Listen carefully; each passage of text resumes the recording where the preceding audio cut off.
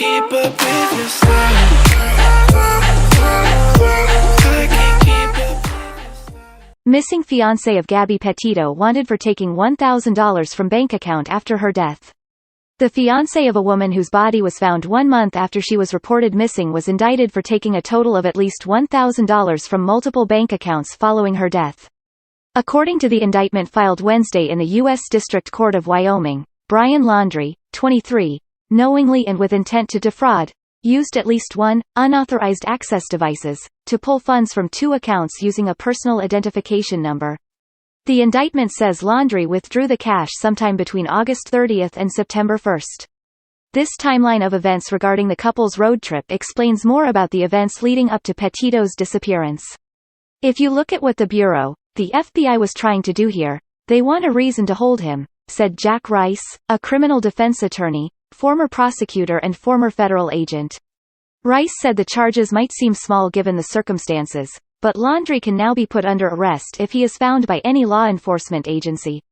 The benefit of a warrant is that it goes nationwide, meaning it's not just about the FBI arresting somebody, it's actually any law enforcement personnel who comes upon that person, he said. They want as many hands and as many boots on the ground as they can possibly get. Greg Rogers, a retired FBI agent who lives in Sandy, is confident they'll find him. If he's still alive, we're going to catch him, Rogers said.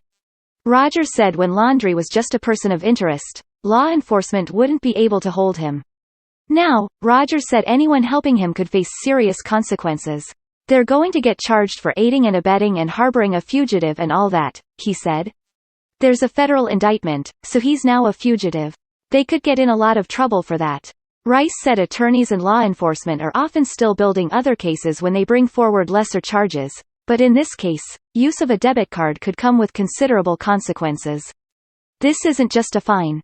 You could go to jail, or technically even prison for something like this, Rice said. But, let's be honest.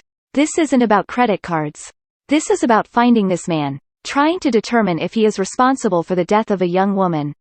And that's what the Bureau is using right now. Laundrie was on a cross-country road trip with Gabby Petito, 22, shortly before she was reported missing. He returned home to Florida September 1. Petito's family filed a missing persons report September 11. She was last seen in Ogden, Utah at a local hotel.